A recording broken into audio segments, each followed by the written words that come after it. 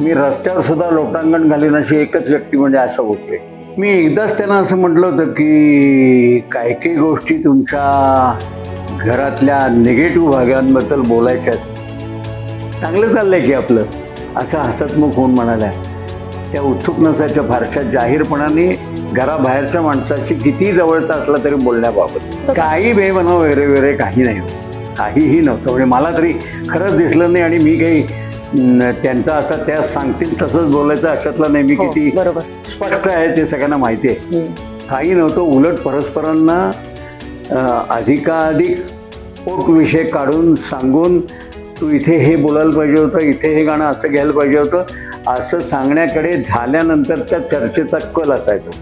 उत्तम सुरांच्या पार्श्वभूमीवर नेमक्या गद्य शब्दांची पखरण करत, चेहऱ्यावर प्रसन्नता ठेवत आणि समोर आलेल्या व्यक्तीबद्दल मला टोकाचं ममत्व आणि प्रेम आहे आणि तुम्ही येता याचं मला स्वागत आहे असा भाव दाखवणाऱ्या आशाताई कोणाला नाही आवडणार. नमस्कार, मी प्रतिभा चंद्रन आणि तुम्ही बघत आहात नवराष्ट्र.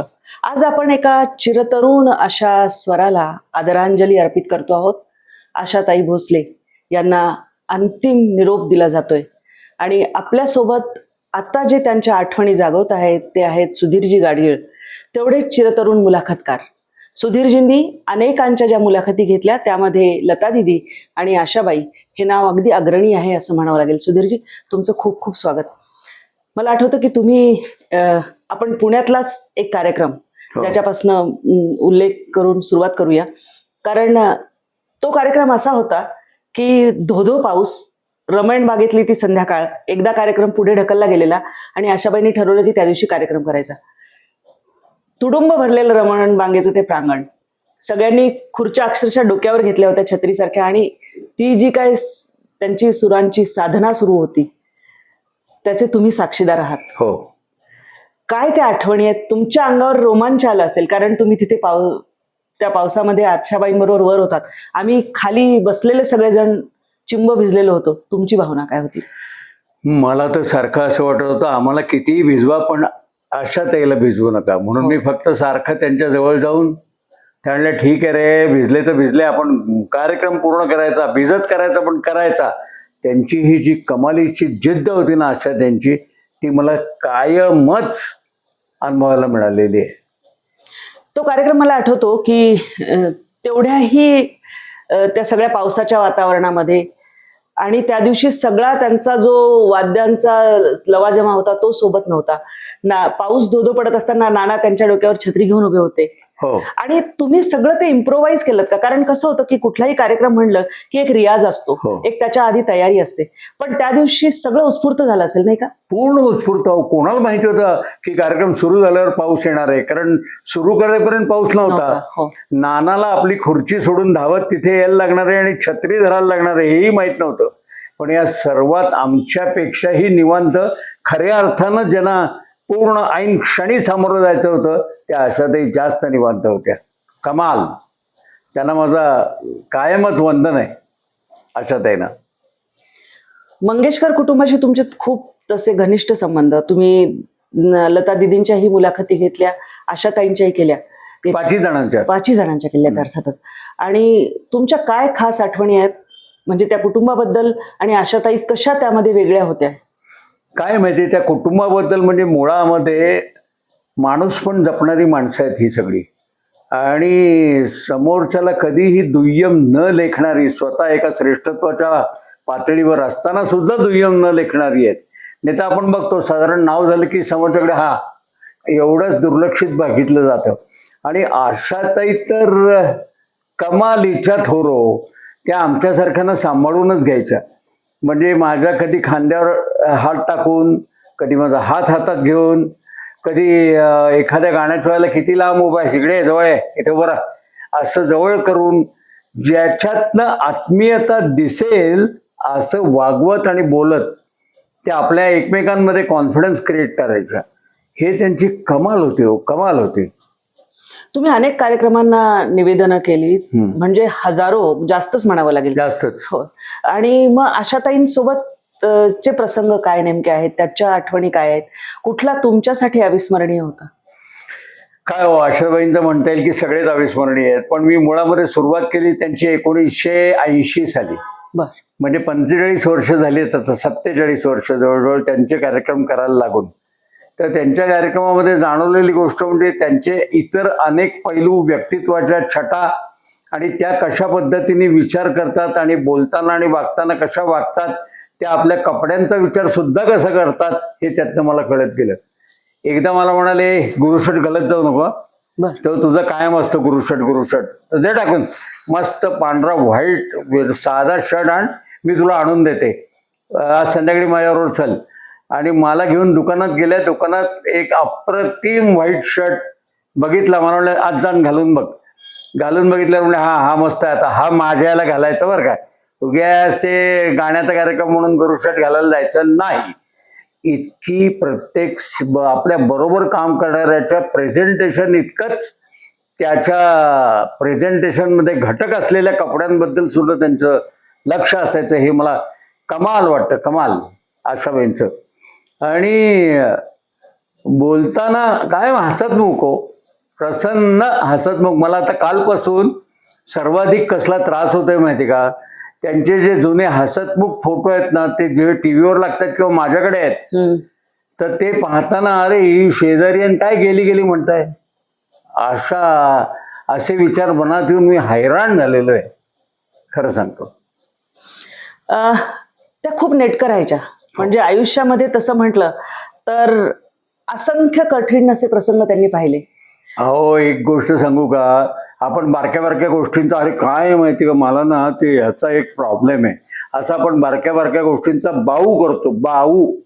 आणि ही बाई, मोठा मुलगा गेलेला, नवरा गेलेला, मुलीने आत्महत्या केलेली, आणि अशा वेळेला ही बाई तुम्हाला कधीतरी चेहरा दुर्मुखलेली पाहिले तुम्ही? नेवर. कायम हसतमुख, चला. आणि समोरच्यालाही उत्साह देणारी, स्वतःचा टिकवणारीच पण समोरच्यालाही उत्साह देणारी अशी प्रसन्न व्यक्तिमत्व मी पाहिलं नाही. मी तर माझ्या मित्रांना, बऱ्याच जणांना सांगतो, त्यांना माहिती आहे की मी टिपिकल चित्पावून श्रेष्ठ आहे. तर ते असून सुद्धा ते म्हणतात की मी म्हटलं, मी रस्त्यावर सुद्धा लोटांगण घालीन अशी एकच व्यक्ती म्हणजे आशा भोसले. क्या बात आहे. खरंच आहे, इतक्या ग्रेट. आशाबाईंना अजून एक होतं की जीवन रसरसून जगायच्या. तो जो कार्यक्रम जो रमणबागेतला मी म्हणाले, तुम्ही कपड्यांचा उल्लेख केलात, त्या तेवढ्या धोधो पावसामध्ये सुद्धा एखाद्या कलाकाराने त्याच कपड्यावर ते पूर्ण केलं असतं, पण त्या बदलून आल्यामध्ये हो, सगळी वेशभूषा बदलून आल्या आणि त्यांनी सांगितलं की तुम्ही पूर्ण पैसे देऊन आला आहात, ते मी करणार. अहो, कपडे बदलणे, केस नीटनेटके दर 10-15 मिनिटांनी करणे, बरोबरच्यांनी कपडे बदलणे, या सगळ्याकडे त्यांचं लक्ष असायचं. आणि आवाजात वगैरे काही करू नका, येत आहे ते चांगले येत आहे, नीट बोला, मुद्दा लक्षात ठेवून बोला, म्हणजे काही खरखर करायला लागत नाही आवाजाची कृत्रिम, असं त्या सांगायच्या. माझ्याशी मात्र मैत्रीचे संबंध होते अत्यंत उत्तम. माझ्या कधी खूप कंटाळ्यात कार्यक्रमामध्ये, लाईव्ह कार्यक्रमामध्ये माझ्या खांद्यावर डोकं ठेवून हां बोल असं म्हणायचं. हे मी काय कधी विसरणार हो. केवढी ग्रेट बाई ती, आणि तिने आपल्याला इतकं जवळचं मानणं, धाकट्या भावासारखं म्हणा, मुलासारखं म्हणा, असं धरणं हे आपल्याला नक्कीच त्याची कृपा. गाणं हा भाग तर होताच, रसरसून जीवन जगणं हा एक भाग होता, नक्की. दुर्मुखलेलं कधी नाही. आणि त्यांचं आणखी एक खासियत म्हणजे त्यांना स्वतःला खाद्यपदार्थ उत्तम करायला आवडायचे, पाककला त्यांची. आणि त्या म्हणायच्या की माझं गाणं एखाद्या वेळी चांगलं जमलं नाही म्हणलं तर चालेल, पण माझा पदार्थ बिघडला म्हणलेलं चालणार नाही. तुम्ही काय खाल्लं त्यांच्या? अहो, त्यांनी मला जाणवलेली गोष्ट म्हणजे त्यांचं गाण्या इतकंच खाण्यावर प्रेम होतं. स्वतः उत्तम खायच्या, बरोबरच्यांना उत्तम खिलवायच्या, बरोबरच्याने नेमकं आणि वेचकच खावं असा आग्रह असायचा, आणि ते करण्याकडेही त्यांचा कल असायचा. मी त्यांना म्हणलं, अहो असं ते तुम्ही नॉनव्हेज मधल्या असाव्यात आणि मी कट्टर शाकाहारी आहे, पण म्हणून काय झालं, साधारण भात आणि त्याच्यावर लिंबू पिळलेलं हे तर शाकाहार आहे ना. म्हटलं हो. मग म्हणे आता बघ मी कसा करते. आणि म्हणून त्यांनी स्वतःच्या घरी एकदा आणि एकदा माझ्या घरी जुन्या त्यांनी केला, आणि तो खाल्ल्यावर आमच्या घरातल्या महिला वर्ग सुद्धा खुश झाला, इतका टॉप केलेला होता. आणि त्याची ताटातली मांडणी सुद्धा इतक्या खाणं मांडण्याबद्दल, खाणं करण्याबद्दल, खाणं पचवण्याकडे लक्ष देण्याबद्दल त्या जागरूक होत्या. त्यांच्याबरोबर इतका घनिष्ठ संबंध येणं हे एक संचित आहे नाही का, पूर्वसंचित म्हणायला पाहिजे याला. हो, पूर्वसंचित आणि म्हणजे कसे काय क्षण तुमच्या आयुष्यातले असे की जे आणखी आठवतात आज? नाही काय हो, मी म्हणजे पूर्वसंचित म्हणजे मी काय म्हणणार, मला कालपासून अगदी खरं सांगतो, मला चैन नाही पडत आहे. नात्यातलं कोणीतरी गेल्याचं बेचैनी मला काल संध्याकाळपासून अखंड आहे. आणि मी कधीही अशा बेचैनीचे कुठेही जाहीर उल्लेख करत नाही, म्हणून दाखवत नाही, सांगत नाही, दाखवू देत नाही. पण अशा त्यांच्या बाबतीत काही नाही हो. खरंच बेचैन आहे मी. त्यांची गाणी अनेक वेगवेगळ्या प्रकारचे, म्हणजे अगदी जुन्या काळापासून ते नवीन ग्रॅमीच्या साठी त्या अगदी तरुणांबरोबर गायले हो. आणि सहजगत्या त्यांचं सगळं गाणं असायचं. तुम्हाला कुठली गाणी आवडतात त्यांची? मी अनेकांना ठरलेली, आता आपण आवड म्हटल्यानंतर ती 10 प्रकारची नसते ना, एक विशिष्ट खरंय. काही गाणी होय, आवडतात. होय. त्यामुळे कदाचित इतर मालिकांमध्ये, इतर चॅनल्समध्ये जाणवलेली तीच नावं वाटतील तुम्हाला, पण ती माझी खरंच आवडीची आहेत. मलमली तारुण्य माझे, कारे दुरावा, जीवलगा, ही सगळी माझी, केव्हा तरी पहाटे, ही मला त्यांची अत्यंत आवडणारी गाणी आहेत सगळी. त्या वाचनात सुद्धा त्यांचं अफाट असायचं. तुमच्याशी त्यांची चर्चा व्हायची किंवा तुम्ही कलाकार म्हणून किंवा निवेदक आणि ते असं तुम्ही जेव्हा भेटायचात, काय चर्चा करायच्या त्या तुमच्याशी? अहो, वाचन म्हणजे काय, त्या म्हणल्या वाचनामुळे माझा नुसता वेळ जातो असं नाही. वाचनामुळे मी जर तुम्हा सगळ्या मंडळींमध्ये बोलायला पात्र आहे असा आत्मविश्वास माझ्या मनात निर्माण होतो. अहो म्हटलं, आशाताई, तुमच्या या बोलण्याने माझ्या मनात आत्मविश्वास माझ्याबद्दल मला निर्माण व्हायला लागलाय. तुम्ही काय सांगताय? त्या चरित्र आणि आत्मचरित्र याच्यावर भर द्यायच्या. खांडेकर त्यांना एक अतिशय पूर्वीच्या काळातले म्हणून हो. आवडायचे आणि नव्या काळातल्यांच्या पण पुस्तकांचा त्या विश्वासानं वाचायच्या. त्या वाचन हे त्यांचा अफाट प्रेमाचा भाग होता. तुम्हाला दोघी बहिणींची एकत्र मुलाखत करण्याचा योग आला? भेटण्याचा योग आला, मुलाखत बरं. करण्याचा नाही आला. बर. पण एका कार्यक्रमामध्ये आशाताई म्हणल्या की दीदीला ना आमच्या या कुठल्याही गाण्यामागची जी ही असते ना, काय म्हणतो आपण गाण्याच्या सुरांच्या मध्ये, ताण. हा, ताण. ताण नाही, मग सुरावटीला काय म्हणतो त्या, नाही आठवत. त्या गाण्यामागची सुरावट आहे ना, ती तिला जास्त करेक्ट माहिती असते. बर. दीदी, तर मला माहितीच नव्हतं की दीदी पलीकडे बसलेले आहेत. ओ.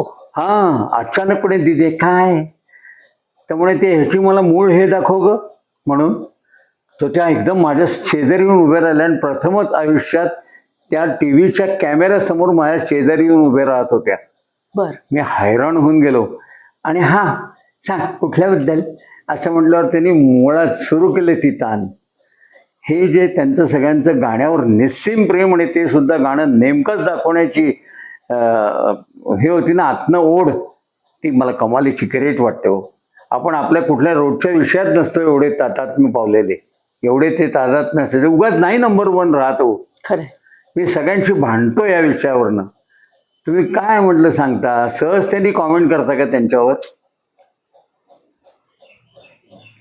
तुम्ही आता तो विषय छेडलाच आहे म्हणून विचारते की आशाबाई आणि लताबाईंमध्ये बेबनाव होता वगैरे असं बोललं जायचं, बाहेर एक चित्र. पण तुम्ही अनेकदा ह्या सगळ्या कुटुंबाला भेटला आहात, खरंच तसं होतं का? काही बेबनाव वगैरे वगैरे काही नाही हो, काहीही नव्हतं. म्हणजे मला तरी खरंच दिसलं नाही. आणि मी काही त्यांचा असा त्या सांगतील तसंच बोलायचं अशातला नाही. मी हो, किती बरोबर. स्पष्ट आहे ते सगळ्यांना माहिती आहे. हम्म. काही नव्हतं. उलट परस्परांना अधिकाधिक पोट विषय काढून सांगून, तू इथे हे बोलायला पाहिजे होतं, इथे हे गाणं असं घ्यायला पाहिजे होतं, असं सांगण्याकडे झाल्यानंतरच्या चर्चेचा कल असायचा. इतकं परफेक्शनच्या बाबतीत ग्रेट होते ते कुटुंब. आशाबाई मिश्किल पण होत्या, सहज मा- कुठल्याही सहज कोणातही मिसळून जायच्या आणि बोलायच्या त्या सुद्धा मोठ्या छान. शिवाय राहायचं खूप छान. हो, मिश्किल म्हणजे फारच मिश्किल. कारे दुरावा गाणं चाललं तर त्यामुळे गाणं मी म्हणते कारे दुरावा, आणि तू किती लांब उभा आहेस, त्यामुळे इथे उभं राहा शेजारी. मला आता काही लाजण्या इतकं तुझं माझं नातं राहिलेलं नाहीये. म्हटलं हो, येतो येतो येतो. मग माझ्या कधी खांद्यावर हात टाक, कधी माझा हात हातात घे, कधी माझ्या हिचे डोकं टेक, असं केलंय त्यांनी. त्या कार्यक्रमामधल्या रमण बागेच्या पुन्हा पुन्हा मी तिथे काय येते तर तो माझ्या अजून डोळ्यासमोर आहे, माझ्या कानात तो आहे, मनात आहे. तिथे त्यांनी हे केलं होतं की अरे एकीकडे हा गोरा ढग, एकीकडे हा काळा ढग, म्हणजे नाना आणि तुम्ही, हो, हो, हो. आणि मग हा धोधो पाऊस येणार नाही तर काय. हो. पण म्हणजे त्यावेळी तुम्हाला कसं वाटायचं की प्रतिक्रिया द्यायची ती नाही या हसू- अशा व्यक्तीला कशी अहो, द्यायची? हसू ते येतं, कसलं प्रतिक्रिया द्यायची तर वगैरे विचार, हसू येतं त्यांच्या बोलण्यानी. त्यांच्या त्या निखळपणाबद्दल आम्हाला कमाल वाटायची आणि मग त्यांच्याशी बोलताना आपला आत्मविश्वास अधिक वाढायचा 100%. आणखी एक महत्वाचं म्हणजे त्यांच्या आयुष्यात जेव्हा कठीण प्रसंग यायचे तेव्हा त्या कोणाशी बोलायच्या, कधी आपल्या व्यक्तीशी बोलायच्या का, किंवा तुम्ही त्यांच्याशी कधी चर्चा करायचात का?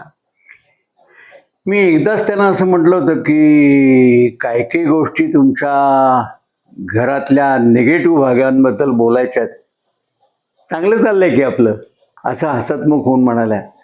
त्या उत्सुक नसायच्या फारशा जाहीरपणाने घराबाहेरच्या माणसाशी किती जवळचा असला तरी बोलण्याबाबत. हम्म. शेवटचा संवाद तुमचा आणि त्यांचा कधी झाला? आत्ता पावणे 2 महिन्यापूर्वी. बर. आणि मस्त होत्या. मला म्हणल्या मला फोन कर आधी, म्हणजे मी पुण्यातच दीनानाथच्या पलीकडे आमचा फ्लॅट आहे, तिथे आहे का लोअर परेलला आहे ते सांगेन आणि भेटूच आपण. काय आता 92-93 होत आहे, एवढ्यातच बोलून घेतलं पाहिजे असं हसत हसत म्हणालंय. पण चुकूनही राहणीमानामधला फ्रेशपणा कधी कमी झालेला नव्हता शेवटच्या क्षणापर्यंत. तुम्ही काल गेल्या त्या, हो. कालच गेल्या नाही हो का, हो. आणि 3 दिवसापूर्वीचा त्यांचा फोटो बघा, सचिनच्या तेंडुलकरच्या घरच्या लग्नाला गेले त्या तिथला. हो. सगळे ते इथले गजरे बिजरे करेक्ट तसेच, साडीचं निवड तशीच, ती नेसण्याची पद्धत पण तशीच, फार फार अप टू डेट एकदम. बाहेर लोकांमध्ये जायचं तर मस्त जायला पाहिजे. आणि त्यांचे हळवे कोपरे कुठले होते? म्हणजे की कारण प्रत्येक व्यक्तीचा हळवा कोपरा असतो आणि ज्यांना सहवास त्यांचा लाभतो त्यांना तो कळू शकतो. हळवे कोपरे मुलगी होती, गेला तो मुलगा होता, हे 2 मेनली होते. आणि मग तसं अगदी तुम्हाला खरं नाही वाटणार, पण दीदी सुद्धा त्यांच्या मनातनं अगदी एक आदराचं स्थान होतं की तिची जर दाद मिळाली तर ठीक आहे बाबा. आनंद घनची गाणी आपण नीटच म्हटली पाहिजेत, म्हणजे दीदींनी संगीतबद्ध केलेली, तेव्हा ती जरा लक्ष देऊन मला ऐकायला पाहिजे एकदा. अशा अर्थाने हळवा, परफेक्शन. आणि तुम्ही मुलाखती त्यांच्या घेत असताना तुमच्या स्मरणात राहिलेली अशी वेगळी मुलाखत कुठली, किंवा तेव्हा तुम्हाला असं वाटलं की त्यांच्यातलं एक वेगळा कोपरा आपण बाहेर काढू शकलो? अशी मुलाखत म्हणजे एकदा नागपूरला समोर सगळे राजकीय लोक बसलेले होते, तर त्यांना म्हटलं की तुम्ही इथे आलात पण इथे राजकारणी जास्त आहे. म्हणजे काय, त्यांच्यावर तर राज्य चालतं, राजकारणाबद्दल मला काही घृणा नाही की मला राजकारणाबद्दल तीव्र प्रेम आहे, फक्त मी सहभागी होत नाही कारण तो माझा आवाका नाही. इतकी स्वतःच्या आपल्या त्या क्षमतेबद्दलची स्पष्टता आणि त्याचबरोबर त्याच्यातला रस असणं, हेही दोन्ही दाखवण्याची कमाल होती त्यांची. आणि मग नंतर गडकरीशी गप्पा आणि कोणाशी गप्पा असं त्यांच्या उत्तम होत होत्या. आणि मस्त बघ मलाही म्हणायचं तुझं काय रे राजकीय एकूण. म्हटलं असं सांगायचं असतं का, त्यामुळे मी काय तुझं इकडून तिकडे लावालावीतली आहे का, बोल. भारी होत्या. मला तर अगदी खरं खरं सांगतो तुम्हाला, या मुलाखत आहे म्हणून नाही, काल संध्याकाळपासून मला चैनच पडत नाही. असं मला नात्यातलं कोणी गेल्यावरही असं झालं नव्हतं. माझी बायको गेल्यावर आणि आत्ता काल. नंतर गोव्याबद्दल एक त्यांचं प्रेम होतं खूप वेगळं. माझं त्यावर फारसं बोलणं नव्हतं. हो. कारण मंगेशाबद्दल त्यांचं हे होतं. हो हो. आणि पुढे मग उभा मंगेश, मागे उभा मंगेश. हो. पण त्या ओढून ताणून मंगेशचं नातं, मंगेशकरांचं हे वगैरे असं नव्हतं करत. अत्यंत खुल्या दिल्याच्या, मस्त होत्या, मोकळ्या, छान ओपन बोलायचं. आणि त्यांना ओपनली विचारायलाही आपल्याला भीती नाही वाटायची. त्याच्यामध्ये आपला आगाऊपणा नव्हता, तर त्यांचा आपल्याला समजून घेण्याचा जो एक भाग होता ना तो जाणवायचा.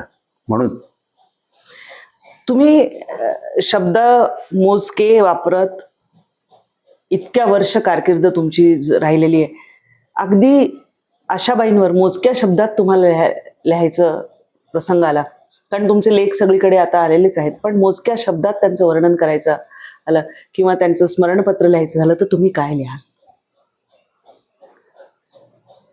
उत्तम सुरांच्या पार्श्वभूमीवर नेमक्या गद्य शब्दांची पखरण करत, चेहऱ्यावर प्रसन्नता ठेवत आणि समोर आलेल्या व्यक्तीबद्दल मला टोकाचं ममत्व आणि प्रेम आहे आणि तुम्ही येता याचं मला स्वागत आहे असा भाव दाखवणाऱ्या आशाताई कोणाला नाही आवडणार.